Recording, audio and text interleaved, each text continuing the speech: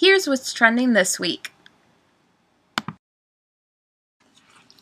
Hey everyone, welcome to this week's episode of Hashtag Trending with Friends. I'm Jason. And I'm Stephanie. And we're here to bring you this week's latest trends. Before we get started with this week's trends, there are two things that we wanted to talk with you about. The first one is that a couple weeks ago we talked about Amy Schumer on the cover of GQ, and it came in today. Yes, you got the official... I got the official copy. Mm-hmm. And I read the article, and honestly, I still don't understand why this is on here. And it gets even more provocative. Yeah, but as, you know, some of GQ's magazines kind of tend to go, you know. And neither of us really understood this. I was like, my childhood and my young teen self was like, why did she do that? It just was, I mean... But this one that was kind of cool them doing with It's a Can, right? Yeah, it's like a Rockette kick with Stormtroopers and Princess Leia. Yeah. So there was that. There's another one that we still don't understand it, but... yeah, we'll see where the legality issues kind of go. Still haven't heard if Disney is pursuing this unauthorized photo shoot yet. Absolutely. And the second thing that we want to talk with you about is one of last week's topics. We talked about Channing Tatum dropping out of the Gambit film. Yep. So that was just a rumor that was speculating, circulating around, and he has now officially signed a contract with them, I believe, for the X-Men film. So he accepted the role of Gambit. Mm-hmm. So he's back on. Yay for all X-Men fans. Okay, and with that being said, now we're going to get to this week's trends. Yeah. So the first thing that is trending is Taylor Swift, 2 weeks in a row. Obviously, Taylor Swift is really big right now. Mm-hmm. And she's trending this week because she appeared on the cover of Vanity Fair. And with these images, it's kind of... The cover's not provocative. No, it's actually pretty classy. It kind of, you know, there's a piano in the background. It shows a little bit, you know, of her musical talent. I do like the hair and the makeup. Yes. Very classy on the hair and the makeup. Yeah.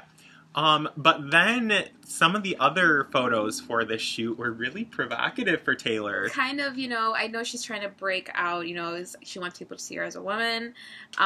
We saw one that was like a little bit 50 Shades, almost 50 Shades inspired, we thought. Yeah. Interestingly, when we clicked on the Vanity Fair images, it took us to Playboy. So you know it's a bit like risque when you see Taylor Swift on a Playboy website. Yeah, we were kind of like, okay, let's now get out of the Playboy website. But I think it's great that she's on Vanity Fair, and the front. I love that the front cover is a lot classier, because I mentioned before how when Miley Cyrus was on it, you know, she was topless with just like a sheet. And it's like, and she was a teenager at the time, so this is definitely a lot better. Yeah. I like Taylor Swift is, you know, but even her more risque photos on there were still pretty classy.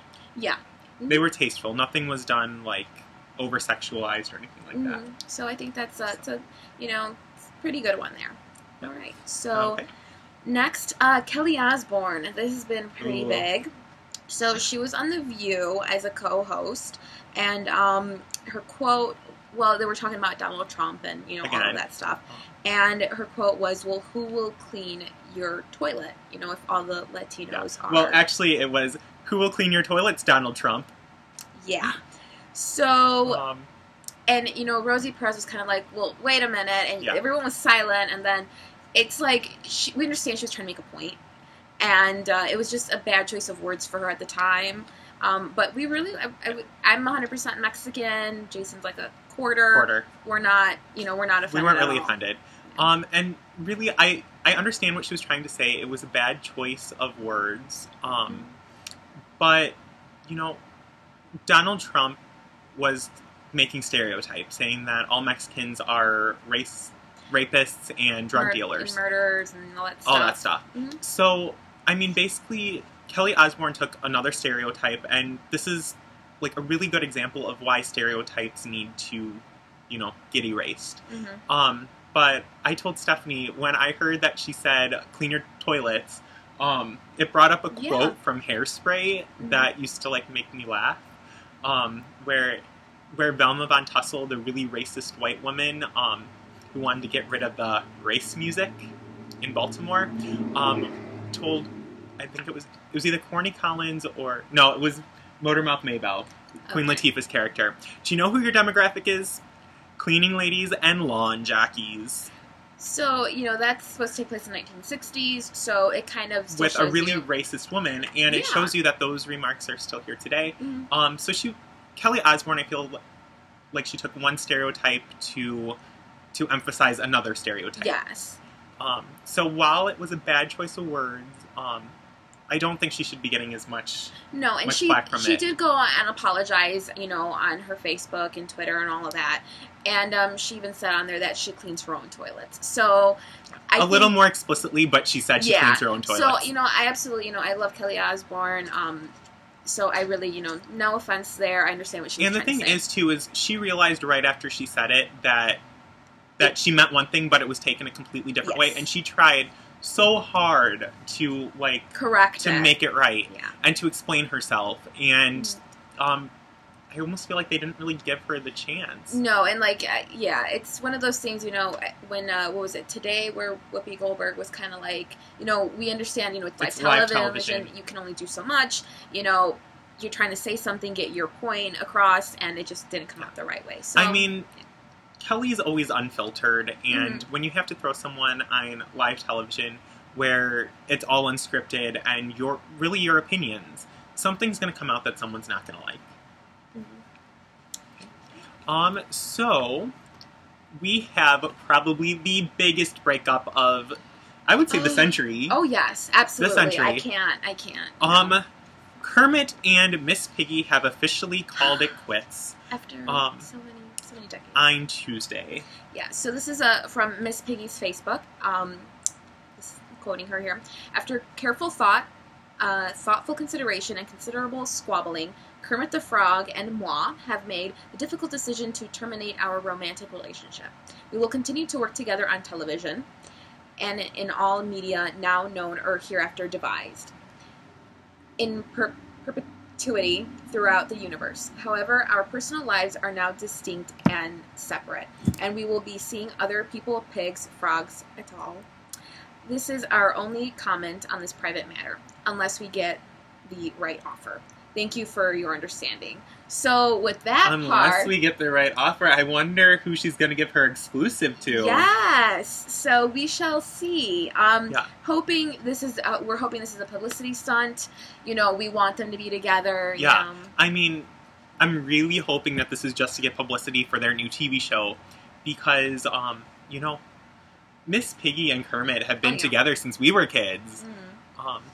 But I can't help but wonder whose idea it really was. Yeah. Because Miss Piggy's also always been pretty bossy. Oh, yeah. And I feel like, we need to get this done. Yeah. Like, she's definitely, I always felt like Kermit was in that relationship against his will. Yeah. They've never had kids, which I think is a good thing. Ooh, can you imagine? That'd be very... green pigs? Or pink frogs that are blonde? Doesn't sound that bad, as long as they're not deformed. But, they're Muppets, and we love them. If they ever give them a kid, that will be freaking awesome. That would be really weird, too. But I feel like Miss Piggy... Muppets giving birth. Miss Piggy, doesn't look like she has, like, maternal instinct. Do you get what I mean? Like, she's very... Like, she would eat her children? Not like that she's eating her children, but, you know, she's all about making her... You know, she looks good, and that's it. You know, she's the center of attention. She's like the Kim Kardashian of the Muppet world. Yes, but you love her. She's sweet in her own way. All right, moving on. So, if you are an anime fan, like myself, but... one from very early in childhood, Dragon Ball Z Resurrection F, the film, came out in theaters today. Ryan actually went to go see the film today with his brother. It is showing in U.S. theaters until August 12th. Apparently it's the best film to date in the Dragon Ball series, and it's 85 minutes of pure payoff. So we asked Ryan if him and his brother Chris would do a review for us. Anyways, so I'm here with the review of Dragon Ball Z Resurrection F. Overall, I thought the movie was good. It was a lot better than the previous movie that came out, was it last year, 2 years ago, which was Battle of the Gods. Anyways, what the best part about this movie is it completely negated the effects, or the events, rather, that took place in Dragon Ball GT, with the arrival of Super Saiyan God. Basic synopsis, Frieza is resurrected with the Dragon Ball. Bunch of fighting, bunch of talking, just pretty much an hour and a half of watching Dragon Ball Z, which was awesome.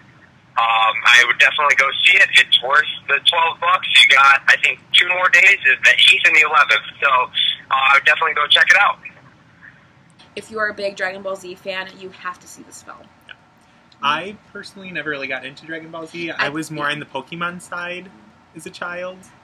Yeah, I kind of, I more recently, within the past 2 years since dating Ryan, I got into anime, and I kind of get more into, like, some serious stuff. You know, we've all watched Fairy Tail, he got us into that, and Sword Art Online. So more of the newer stuff, but more of that classic, you know, Dragon Ball Z, you know, there's Bleach and Naruto. We haven't watched that. I've seen some Bleach, but we haven't really gotten into that. So if you are a Dragon Ball Z fan, this is a must-see film for you. And if you saw it, please leave your thoughts on it in the comments. Tell us if it really is the best film ever, and 85 minutes of, what was it, pure payoff. Yeah, we want to hear. Okay. So the next person that was trending today is Darren Criss. You may remember Darren Criss as Blaine, Kurt's love interest on Glee. He is trending today because he is in talks for a guest appearance on American Horror Story Hotel. He is said to be playing a hipster in Silver Lake named Justin. Now, I did watch the entire first season of American Horror Story. I did see the haunted house one. I saw that one. I've seen a couple of episodes of the one with the Coven. Okay. So I haven't kept up with them, but they are different in every season. So if you do, if you haven't caught up on this, if you are a Darren Criss fan, you can go ahead and watch this without, being like, what am I missing out? When it's different every season. That would be like me, because when I heard that, Lady G is going to be playing on American Horror Story Hotel, I knew that this is one that I'm going to want to see. I mean, I've had American Horror Story on Netflix, like my to-watch list for a while, and I've never gotten around to it. You kind of just like, not tonight. Not tonight. My thought is, do I want to actually sleep? Like, because there are times where I'm like, oh, no. I'm like, okay, I can't watch this. Yeah. Like, I'm going to take a 2-week break. I already knew I wanted to watch it when I heard that Lady Gaga was going to be on there. And now that Darren Criss is going to be on there, I was a huge Glee fan. And I really want to see Hedwig and the Angry Inch, and I know that he was one of the Hedwigs. So he is like a really good actor, so I'm interested to see him. Yeah, I think this is definitely going to probably be on a must-watch for us. We might even do like a weekly review on American Horror Story Hotel. I think that would be fun. A weekly TV review. Yeah. Because heaven knows that I'm hoping Pretty Little Liars trends next week, because we're finally going to find out who A is. Yeah. Maybe. You shall see, right? Okay. Next up is Buffy the Vampire Slayer. So Sarah Michelle Gellar star of Buffy calls daughter Future Slayer. Well, her daughter Charlotte. Her Charlotte. Her little daughter Charlotte, is in jiu-jitsu class. There's a photo of her that she tackled her instructor, and she did #Future Slayer. So I thought that was really cute. It's very cute, and I think that would be really awesome, you know, if it kind of runs in the family. If they ever decide to do a reboot in, let's say, 10 years, because she's 5 right now, 15 would be a good age, I think that would be really cool. So. I think it would too. And I mean, even if it's not, I think it's just fun for her to use, you know, her previous work. And to kind of just hashtag and just hashtag it like that. Yeah, I think it's awesome. You know, or maybe, I mean, I know people hated this movie, but I loved the Scooby-Doo live-action movie where she played Daphne and Freddie Prinze Jr. played, I know. Played Fred. And I watched the first one, I absolutely loved. I didn't like the second one. I loved the first one. Yeah, the first one I was like, yeah, this is awesome. I loved it. With her as the damsel in distress. Yes. Yes. Okay, so... I think we need to take a drink first. For this one, we do. Yeah. Okay. Okay. So, today we saw more of Lenny Kravitz than we wanted to. Oh, yes. Now, we had the option of not to, but then we were like, let's go ahead. You tell, like... Me and Laura were kind of like, okay, Jason. How bad is it? How bad is it? I'm like, it's bad. It's pretty bad. So, go on. So, Lenny Kravitz was performing in Stockholm this week. When he was performing American Woman, he crouched down and split open his leather pants. Right in the middle. Right in the middle. And guess who wasn't wearing underwear? Ladies and gentlemen, wearing underwear under pants is important for this very reason if you don't want the world to see your junk. It was just in full view. Are you going to put the link in the description box? We'll put the link. Obviously, if you're under 18 plus, you won't get access to it. Yeah. But yeah, it's bad. out there. It's really out there.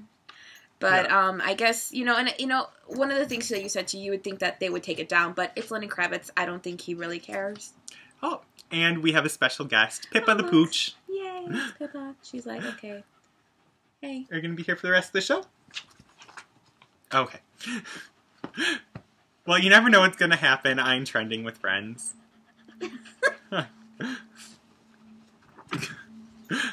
Okay. Okay. Yeah, so, like Stephanie was saying, I wonder how much of it is actually an accident. Oh, yes. Because that was really out there. And really out there, yeah. And leather pants are pretty strong. Mm-hmm. Like, leather's not really a weak material. No, it's not. And, I mean, you've had an incident where your pants have ripped, but... I have. But I was wearing underwear. Yes. See, my first retail experience with Black Friday involved me getting 5 minutes into my shift and ripping my pants, and my manager had to cover my butt with her clipboard as she walked me to the men's fitting room. So, yeah, so you have experience with I've had experience with that. Luckily, I was wearing underwear and didn't have to expose my butt to the store. Yeah. Which would have been bad enough. Now, my thought, too, because I'm wondering, like, if we had, like, a video of it, I think, not, like, that I want to see it again, but, like, how quickly was it covered? Yes. Like, was he like, oh, I just felt I'm sorry, language there. I just felt a breeze that I shouldn't be feeling. And then he was like, oh, okay, I gotta cover myself now. Well, I mean, the following pictures did show himself covering himself with his guitar. That is true. And of course, you know him, he's a performer, he's gonna continue with the show. He's not gonna be like, oh wait, my pants just ripped, so, Then again, he's in Stockholm, so who cares? Yeah, I mean, isn't Amsterdam like the sex capital of the world? I think so. So it was probably all just part of the show. Who knows? And with that being said, we're moving on. Alright, so next up is Homefront: The Revolution. So Microsoft releases first gameplay footage from upcoming video game, sequel to 2011's, what's that one? Chaos Studios first-person shooter game. So this is for Xbox. So if you are a Homefront fan of the game, you're definitely going to love this. It's pretty big for them, Yeah. And they're releasing something like this. I mean, I'm not really into the whole gaming scene, but it looks like it has good graphics and... Mm-hmm. I think it's one of the, for me, I've never really been into video games. I've always been like, I'm going to watch you play a video game because I'm not that coordinated. Neither am I. I mean, I liked the Wii, which is strange because, you know, you actually have to be more coordinated, I feel. Sweet. Yeah. But when it comes to buttons and having to choose your direction and do things, it doesn't work. Yeah. So, you know, that should be coming out soon, right? Yeah. Yep. Moving on. So, the next person that's trending is another video game related trend. Yep. Peter Dinklage. He's an actor who was recently replaced. His voice was replaced for the game, or for the character of Ghost in the Destiny game franchise. And we do know that the Destiny game is huge. It was extremely popular, and it still is. Yeah. Nolan North is going to be the replacement, so Nolan North will be the new voice of Ghost, as voice of the Ghost, I should say. And Peter Dinklage was released because of criticism for emotionless line reading. So he didn't, like, obviously, when you're, you know, doing voiceovers, you have to kind of show that emotion with those characters. I mean, your voice is everything in voiceover. I mean, it's in the title. Yeah. So, obviously, you know, you know, he's huge. He's a big actor right now, and, you know, doing the Game of Thrones series, and they obviously picked him. You know, he's well known. We know his voice. We know his character, stuff like that. So they probably thought, you know, we can have him do this, and then he got criticism for it, and they were kind of like, you know what, we need somebody that has a bit more, like, more inflection in their voiceover acting. So, I mean, unfortunately for him, I'm sure this doesn't take, you know, doesn't hurt him that much. I mean, he already has the money in his pocket. So, what else can be said? Okay. So, next, we're going to be talking about the CMA Music Festival. So, I was actually working out at the gym. Yes, I actually do work out sometimes. And I was kind of like, I had my music playing, then I was looking at the screens, and I was just like, oh, this is a really long performance, and it's a CMA. I kind of was just like, what is this? It's like, it's going for 10 minutes. That's pretty long. Well, it was a 3-hour concert, because it's the festival. So, it was a special airing on ABC on Tuesday. So, it was actually not huge. No. It was supposed to be one of the biggest musical events of the summer. 3 hours And long. the ratings fell flat. Yeah, so it was down 37% among the 18 to 49 crowd. So it's 15.9 million views. Second lowest since 2008 being 4.9 million. So that kind of, I think it shows a little bit that maybe it also wasn't the right channel, and, you know, a lot of people watched their shows at that time as well, and it's 3 hours. So I mean, it was also competing against, like, other shows this summer. I know that... Like, I know personally, I just, you know, told you next week we'll find out who A is on Pretty Little Liars. I didn't watch it because I was watching things on ABC Family. See, so there's so that's, like, a huge one for, you know, the to about 20... mid-20s, early 30 crowd. Yeah. So, I mean, that's half their demographic right there.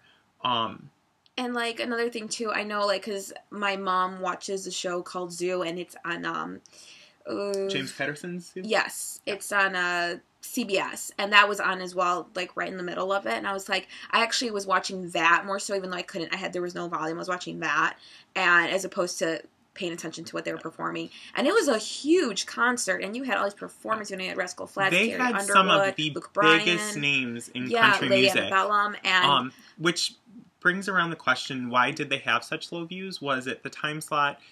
Is country music, you know, becoming less popular right now? Mm-hmm. I mean, I know personally I'm not a country fan. I'll listen to some like Faith Hill or Rascal Flatts occasionally. The only time I really tend to listen to country music is with their Christmas CDs. I do have to admit, like, they release some really good country CDs. Like, for me, I'm more of a Lady Antebellum. I will listen to some Rascal Flatts too. Carrie Underwood, if she's on the radio, I've never purchased any of her songs, but I do have all of Lady Antebellum CDs. So I'm kind of more of that. Like, I only like this one band. If I'm flipping through the stations on the radio and, like, the pop station stuff that has more it was a huge, versatile stuff. And too, with the CMA Music Festival, it was a huge lineup. So, I mean, someone might have only been wanting to see one of their favorite performers, and they might have got tired waiting for them.